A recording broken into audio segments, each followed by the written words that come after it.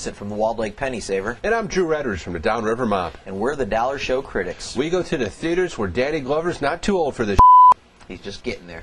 And this week's Dollar Show is Death and a Funeral, starring Chris Rock, Tracy Morgan, Danny Glover, and that one other guy, Martin Lawrence.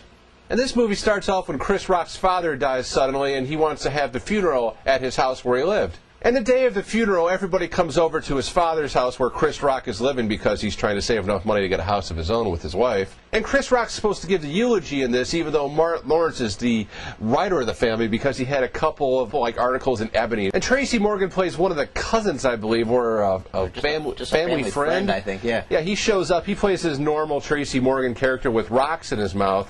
You have trouble understanding him there, Drew? Who doesn't? The best line for Tracy Morgan in this was with him and Danny Glover when he's driving Danny Glover to the funeral. I'm sure you've all seen it. He's like, "Uncle Russell, you keep hitting me with that stick, you're going to be the next one in the box." And he had another halfway decent scene with feces in it, too. Yeah, Danny Glover wasn't too old for that.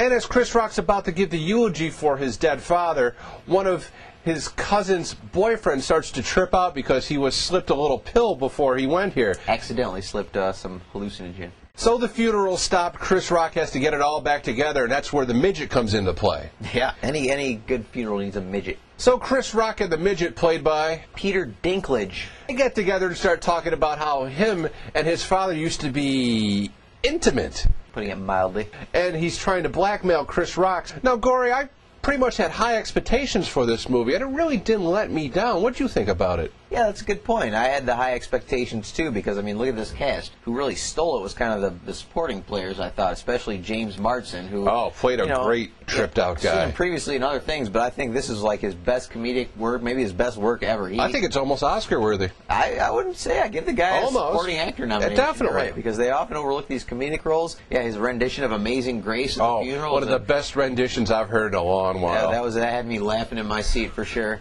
And, you're not the only one. Out of all of them, I'd say Martin Lawrence's character disappointed the most. Not that Martin Lawrence wasn't funny, but his character... Yeah, it was a very boring and dry character. He was this author who had moved down, and he was like just a kind of a pervert. All he wanted to get was a piece of ass. Overall, with the high expectations, I gotta say, I wasn't disappointed either. No, not at all. I definitely laughed. Peter Dinklage, which, by the way, Dinklage is a great name for a midget. And Peter Dinklage is one of the best midget actors out. I don't know if I'm supposed to say midget. He just gives a great acting performance, midget or no midget.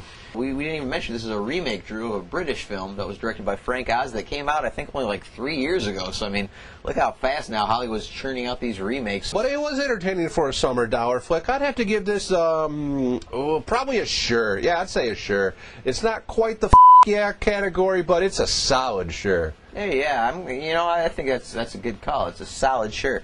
It almost makes that yeah, but not quite. So that's 2 sures for Death and a Funeral.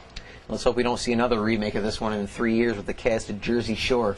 Well, they should be out of Coke money by then. And for this week's I'll Rent That for a $1 movie, I'm going to go with the 90s dark comedy classic I Love You to Death. Now, this is kind of in the same ensemble comedy vein as Death at a Funeral, based on a true story, and it's about a wife of an Italian pizza owner, Joey. Joey, played by Kevin Kline, in a kind of almost insulting Italian accent, really, when I look back on it now. I mean, I have Italian, but Tracy Ullman is the good wife. She works hard for her husband. She treats him right, gets him beer when he wants it. Rosalie! And little does she know that Joey's going around. He also owns a building, where he rents out to nubile young ladies and just goes around checking their pipes. Yeah, I was going to say, and Rosalie sees nothing with it. Of course, now the River Phoenix character, Devo, he's kind of got a crush on Rosalie. Yeah, he had that go. I didn't like him. Well, he plays kind of one of these new agey hippie-ish dudes, which was a good role for him, maybe a bit typecast. He was kind of a tool. He knows that Joey's cheating on her, and he tries to get her to see it, but she just won't see it. Eventually, though, she sees him cheating, and she just loses it. She can't believe her husband's been cheating on her. So what does she do? She says, "I'm not going to divorce him. I'm going to kill the son of a bitch." Joey just does not seem to stay dead in this thing, and then he's even shot twice, and he's like, "Rosalie, I'm not feeling too good." That's right. That's about how he acts too. But somehow it all worked for me. And I say, if you're in the mood for an ensemble comedy, kind of broad, slapstick, farcy kind of humor, go out to your local Red Box and rent I Love You to Death. Yeah, Gory, this movie wasn't too bad. Just didn't leave a good taste in my mouth. I mean, Kevin Kline was okay. The rest of the cast, I think it was the River Phoenix guy I didn't like. Kevin Kline with his Italian was good. stereotype. Rosalie, I need some more spaghetti, Rosalie. I mean, it was Get like me a beer. his real life wife, Phoebe Cates, plays a cameo Really? role as one Yeah, I of did the not know women he that. bangs in this thing. Well, good for him. And by the way, this is our last show of this season. It's getting a little hot out here in the Little warm. Midwest. Yeah, so we're gonna take a little summer break, go to somewhere where it's cool, get some shade, get some more future movies to recommend to you guys on the rental circuit. We're gonna come back with a whole new beefed up season. It's gonna be great. So just look for us in a couple months with all new episodes and a whole new season. Reamped. Until then, we're the Dollar Show Critics. And we'll see ya.